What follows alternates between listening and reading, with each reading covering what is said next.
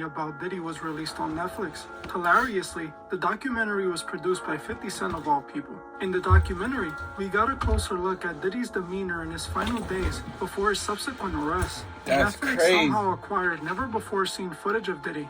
It appears Diddy was filming a potential documentary in the days leading up to his arrest, but after his arrest, he scrapped the project. Because of this, the videographers ended up not getting paid, and eventually it seems they sold the footage to Netflix, which they used for this documentary. In this unseen footage, we see Diddy's last days in the free world, and provided a glance at what a giant looks like when the walls are closing in. Another thing the documentary did a decent job at was showing how Diddy used and abused everyone he came in contact with since the very beginning. From his artists like Biggie and Craig Mack to his enemies like Tupac and Suge Knight, and even his lovers like Cassie and Kim Porter.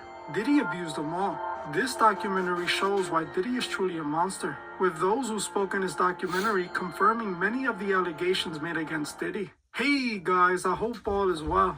Welcome back to The Truth Is, where I drop new videos exposing the truth weekly. In today's episode, The police officer at Hey, what's going on over here, man? Me don't want to see no ads right now. Me just want to see the video. We are talking about. $100,000. Play the video, man. about the most important details from the Diddy documentary. But before we begin, I just wanted to let my Patreon members know that I will be releasing a new Patreon exclusive on famous spiritual leaders who are really fraud occultists in disguise. If you're one of my members, you don't want to miss this one. The link to my Patreon is in the description. Revealing information in this new Diddy documentary. The first thing I instantly note, there was a lot of... Imagine somebody looking at you like that. Imagine somebody looking at you like that. What you gonna do? Well, you know exactly what I'm gonna say? No Diddy. information in this new Diddy. No Diddy! No Diddy! Interesting looking chain Diddy was wearing at the beginning of the documentary. The pendant was shaped like a triangle with a strange design in the middle of it. The symbol is actually called the triquetra, and in the occult world, it is used as a protection amulet. I don't think there's even a need to say what this chain also represents. We already know Diddy is a member of the club. I do find it interesting that they opened this documentary with that footage, showing Diddy squeezing on the chain like he truly felt it was protecting him. This shows how deeply Diddy was involved in the mystical, proving my point that I have been making since 2021, that a lot of the evil Diddy does is rooted in the spiritual world. There is something truly evil powering Diddy's actions. Another part of the interview that I found important was the charity basketball game Diddy hosted. Diddy sounds like the word demon.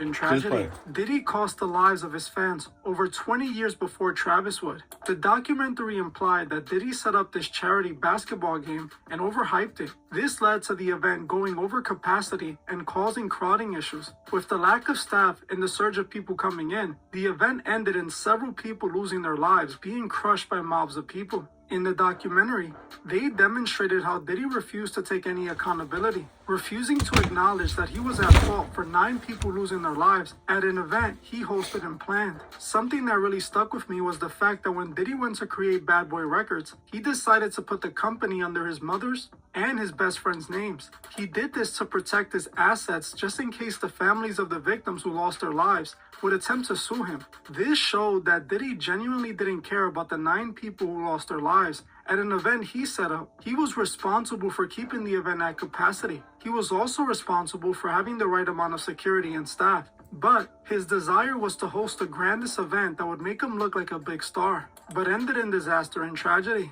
Diddy refused to acknowledge his role in the tragedy and took the necessary steps to protect the only thing he ever cared about, his reputation and his money. This truly showed how since day one, since before Diddy was a hip-hop mogul, he was already the monster he is today. Something that the documentary demonstrated again when they showed footage of Diddy interacting with his fans.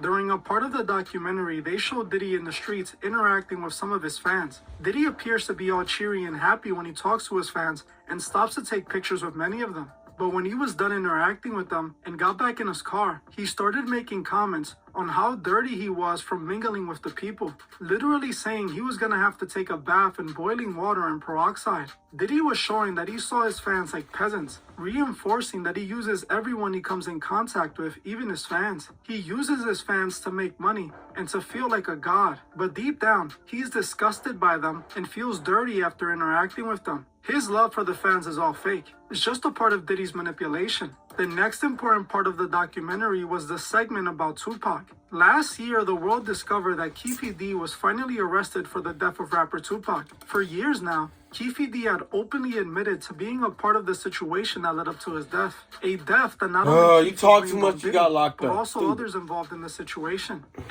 If you're looking to learn how to trade, You deserve to go to jail, but I'm just is saying. very important. And I've joined previous communities. If you did it, you did it. Teaching wasn't.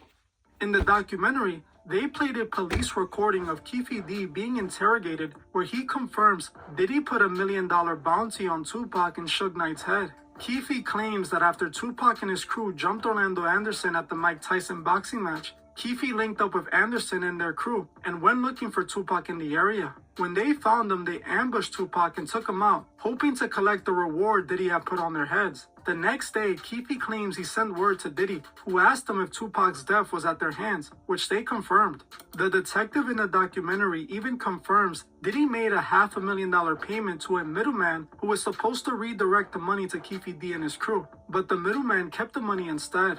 The documentary seems to confirm the rumors that Diddy paid for the hit on Tupac, which means he is the reason Tupac is gone. In the documentary, they made it clear that P. Diddy was always envious of Tupac. Tupac was the star that Diddy wanted to be, so Diddy became obsessed with ending him and taking his place. There was a part of the documentary where they showed just how much Diddy hated Tupac. As one of the male escorts who was paid to participate in the freak-offs for 8 years, recalled the day when he was at a freak-off with Cassie and a Tupac song happened to start playing. The man claims Diddy instantly was triggered and told Cassie to take his music off. The man also confirmed that he had only ever seen that reaction from Diddy when that Tupac song came on. This indicates two things. Either Diddy still felt hatred and envy for Tupac, or he felt guilty for being the man responsible for his death. That's crazy. We gotta watch this video, guys. We gotta watch this video. It's pretty clear that Diddy was the one responsible for what crazy. happened to Tupac. Something that all these years It's crazy. later, he never paid the price for. Just like he never paid the price for the club shooting incident with J-Lo. Now, I have spoken about this several times before, so I would make it brief. In the documentary, they show exactly how Diddy set up Shine to take the fall, which again shows us how he uses and abuses everyone he comes in contact with. The documentary reveals that Shine's lawyers were in fact Diddy's lawyers, with Diddy hiring them not to defend Shine, but to set Shine up to make sure he wouldn't go down for it. The lawyers purposely tricked Shine into admitting he shot the weapon, convincing him to go with a self-defense claim. The only thing is, if you know anything about New York, then you know there is no such thing as self-defense when it comes to firearms in New York. Firearms are strictly prohibited in New York City. Unless you have a weapons permit, which is extremely difficult to acquire, you can't use a firearm at all. By Shine's lawyers telling him to go with self-defense, he admitted to having a weapon and discharging it. They did this so they can pin all the blame on him and paint Diddy as an innocent bystander. As if he admits that he used the weapon, he's taking fall for the entire thing. While Shine thought he was holding Diddy down and he had a plan to get them out of the situation, in reality, Diddy only had a plan to get himself out of it by sacrificing Shine. Again, showing how Diddy uses and abuses everyone he comes in contact with. Diddy committed the crime, and then those close to him paid the consequence. He never paid the price for that club shooting, just like he never paid the price for what it seems he did to Biggie. In the documentary, they seem to suggest that Diddy wasn't only behind Tupac's death, but also behind Biggie. Shoot crime, and then McMill before McMill. Facts. Close to him paid the consequence. He never paid the price for that club shooting, just like he never paid the price for what it seems he did to Biggie. In the documentary, they seem to suggest that Diddy wasn't only behind Tupac's death, but also behind Biggie's. Those being interviewed claim that although Diddy pretended he was close friends with Biggie, too big. he never Your tongue truly looked was. too big. You Instead, look hungry right now. He was actually jealous of Biggie because he was the star and was talented. He look Biggie hungry. always wanted to be the star. He always wanted to be praised. So he didn't like that Biggie was getting all the attention that he desperately wanted. This was clearly depicted in the documentary when they claimed Diddy heard Biggie was chosen to be on the cover of the Rolling Stone magazine. So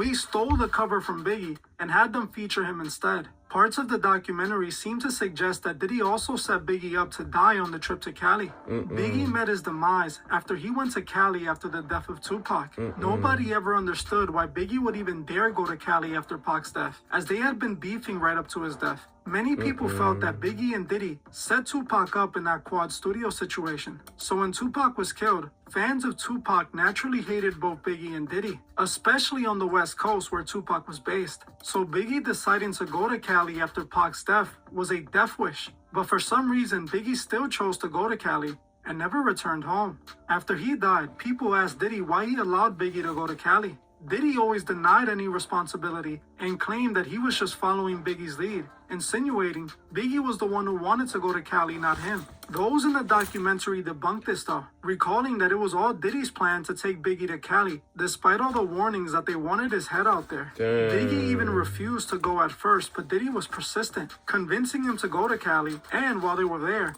he even canceled his appearances he had outside of Cali to make sure Biggie stood out there longer. On top of this, in the documentary, a former employee of Bad Boy claimed Diddy tried to scam Biggie's legacy after his death. The former Bad Boy employee claimed that Biggie had just re-signed with Bad Boy right before his death, but after he died, Diddy needed his estate to sign the deal since they now represented him. So Diddy tried hiding new terms that favored Bad Boy in the contract by switching out pages of the original contract with new pages that Biggie had never agreed with. When the employee refused to scam Biggie's family, Diddy shortly fired him and possibly did it anyways. So not only does this documentary suggest that he was responsible for Biggie losing his life, but on top of that, they accuse him of trying to steal his money after his death. But the most shameful thing that he did was milk Biggie's death, dropping songs and launching his own music career using his death as marketing. He never cared about Biggie.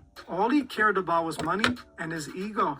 Another thing the documentary did a good job at was demonstrating how Diddy used and abused Cassie like everyone else. The documentary showed how Cassie was only 18 when she crossed paths with Diddy. He then used the power dynamic between employee and boss to take advantage of her and ended up turning Cassie into his literal pleasure slave.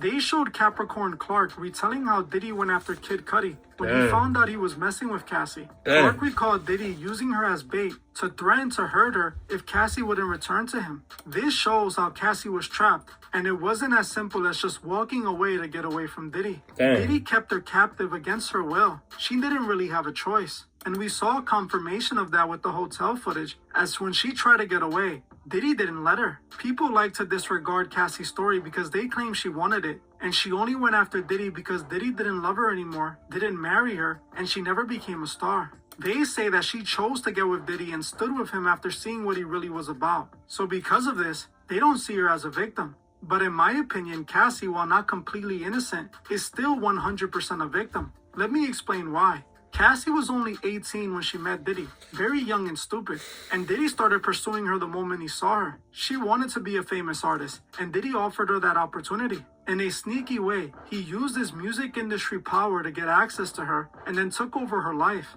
Yes, Cassie could have said no and walked away, but then she would have lost her opportunity to make it in the industry. Chances are, if Diddy dropped her, her career would be over, and no one else would give her a shot. You gotta look at it like this. Imagine if your sister went to get a job and her boss told her that if she wanted that job, she had to let him do whatever he wanted to her. Your sister would likely say no because she knows there's other jobs out there that won't require her to do this. She doesn't need to compromise herself for this opportunity. She can just go get another job. But what happens when there are no other jobs? When this is the only opportunity and is either do this or starve?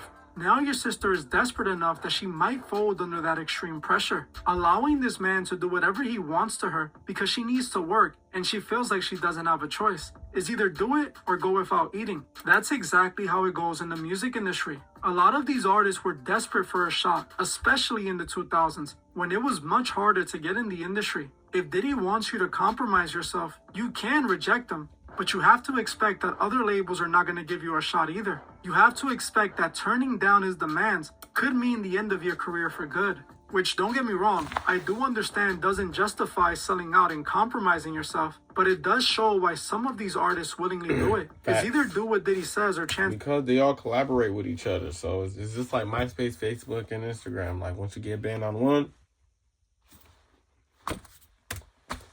you're going to get banned on all of them. And think about it. Cassie was crazy. 18, still a naive teenager, and Diddy used her dreams against her to take advantage of her He smashed and turned her into exactly what he wanted. So yes, Cassie could have said no, but she was still very much a victim. The same way Kim Porter was a victim, and the same way Little Rod was a victim too. Little Rod, just like everyone who came in contact with Diddy, fell for the same trick. He saw working with Diddy as an opportunity to make his dreams come true, while Diddy saw him as another person he can use and abuse. In the documentary, Little Rod describes how Diddy participated in violent crimes around him, injuring one man in a studio, then covering it all up. Little Rod also talked about Diddy violating him by sedating him and possibly having his way with him. After putting up with all his demands, when he was done working with Diddy, so possibly taking the butt, allegedly. So it's alleged that you got your butt taken by Diddy, by Puff. It's alleged that you was calling him Puff Daddy. It's alleged you was making a clap for Diddy, no Diddy.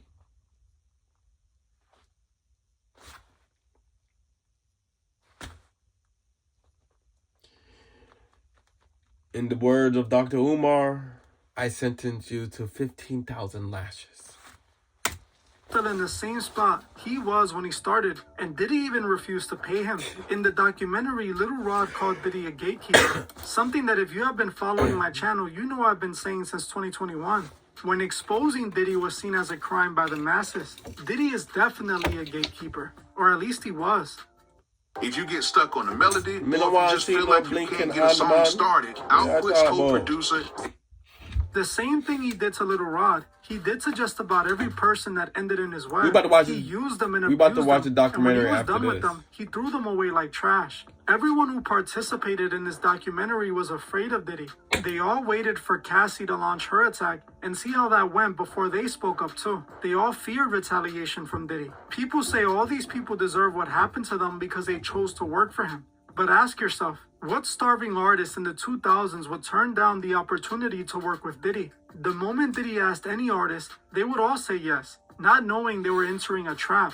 Once they were in that trap, Diddy made it difficult for them to get out of it, only releasing them once he was just done leaving the using free them. call The type most stuff. interesting part of the documentary was watching Diddy manipulate people and the media, telling people they had to fix the problem he created for himself. Get off the phone right now, and I am going to let you professionals look at the situation and come back to me with a solution. No matter what nobody said. Let's just here and there, y'all are not working together the right way. We're losing. Or using the careers he gave his artists to convince them to make statements in his defense. Throughout the footage, you see how Diddy successfully manipulated the trial and the masses. The jurors, the fans, the masses bought into his manipulation because Diddy spent millions buying the media. This is why he was only convicted on lighter charges, allowing him to get back out in no time and do this to many others. If you think Diddy is gonna change, think again. Diddy had the power to be a good, honest leader, but instead, he fed off anyone who came in contact with him in order to build himself bigger and bigger, becoming the monster he is known as today. Diddy deserves life in prison. He deserves to spend the rest of his life behind bars. And if you saw this documentary and wasn't convinced of that, tell me why in the comments. As honestly, all this doc did was confirm everything I have been saying for 4 years now. I pray Diddy one day can see the error in his ways and truly surrender to God and ask for forgiveness. I also pray that all his victims find a way to heal and get the justice they feel they deserve. Well, Give the money back. Give the money back.